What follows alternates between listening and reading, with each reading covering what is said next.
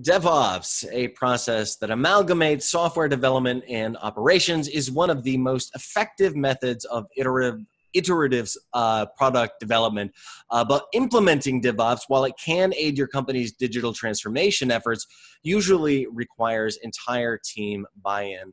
For TechRepublic and ZDNet, I'm Dan Patterson, and we're speaking today with New Relic Chief Product Officer Jim Gochee. Jim, what are a few best practices for CEOs looking to adopt DevOps as part of their digital transformation initiatives? Yeah, Dan, it's great talking to you, by the way. So we see a lot of digital transformation projects, and we get asked quite a bit how we do DevOps. So I know that there's a real hunger out there for best practices in this area. So, right off the bat, when I talk to an executive, the first question I like to ask is, who's taking the pager call? And I think this really, more so than anything else, tells me kind of what stage of the journey they're at, right? Because in traditional operations, you would have an operations team that was separate from the development team, and they were the ones that would take the pager if the site had an issue. That doesn't really scale, that wall between operations and dev. And so, when you really look to do kind of pure DevOps, you want a development team also responsible for operating the service, and they should be the ones taking call. And there's many downstream positive things that happen when a development team is responsible for taking call. Things like they care more about the customer experience. They're going to fix those issues that keep kind of dragging things down. They're going to eventually start to move at a higher velocity. And this is the other thing, when teams move at a high velocity, they're likely to introduce defects and bugs. And so the team that introduces those defects needs to be the team woken up at 2 a.m. in the morning, right, to fix those defects. It's really the only viable thing. So that's where I start. Who's taking the pager call? Who feels that operational responsibility? Is it the ops team or is it the dev team?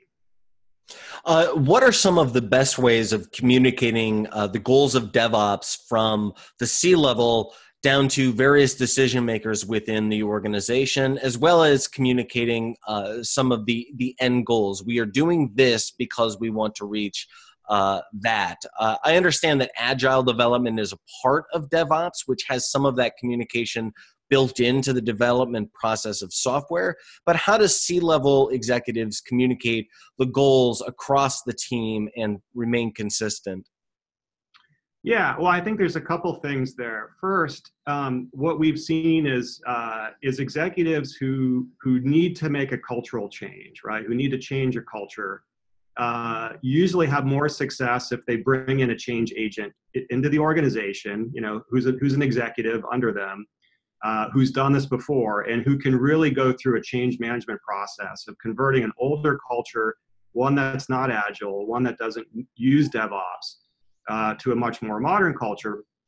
So that's just in terms of like how to get the organization ready to do this. Once you have an organization that's ready to do this, and if you're using, like what we do is we kind of have a master prioritization list across all of our teams, right? So our teams are agile, and we have about 47 separate teams at New Relic. But what we need to do is coordinate their activities and make sure it's aligned to what the business needs.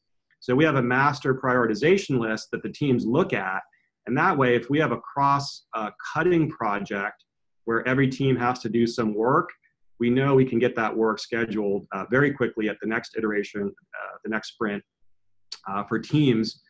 Through this, like being very explicit about the global priorities for the whole organization. And then if teams don't have anything to work on in a global priority, then they're free to go back to their own local priorities, making their own part of the product or system, better against their own backlog. In your experience, what are some of the problems or flaws or road bumps in not just DevOps, but that companies could experience while implementing DevOps?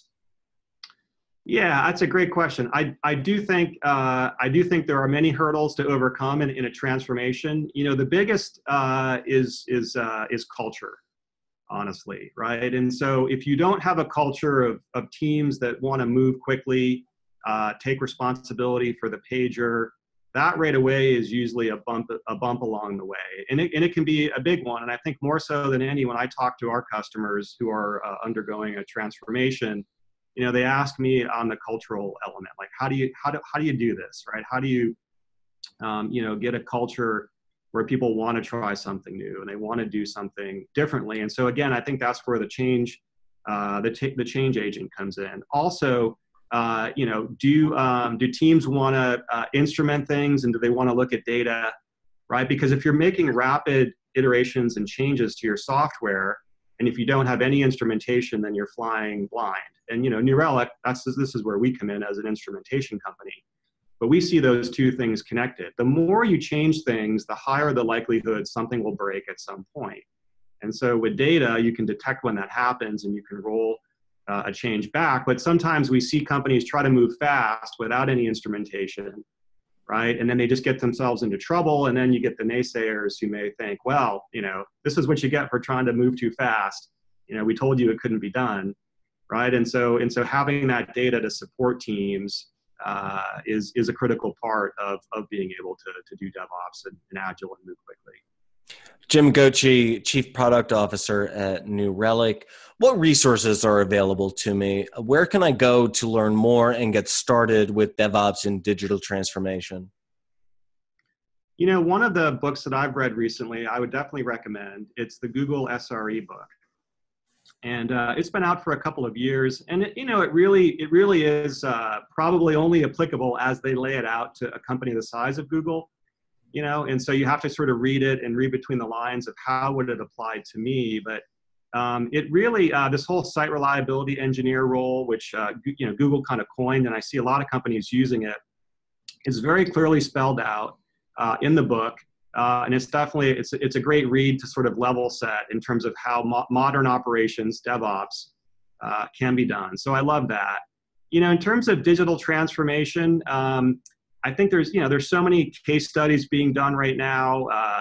We put out white papers about the companies that we work with, and really, in terms of like how they're transforming. And so I think there's a lot out there. I feel like, more so than anything, just like looking on Google and to see what's being published, attending conferences, attending meetups, networking with your peers, right, who are also undergoing, everybody's undergoing some form of digital transformation right now. And so as an executive, like finding your peers and having open dialogue with them, and they're probably struggling with some of the same things that you are as well. And because I think there are very few companies that are sort of doing it really well at this point, because it's such a new and fast moving thing.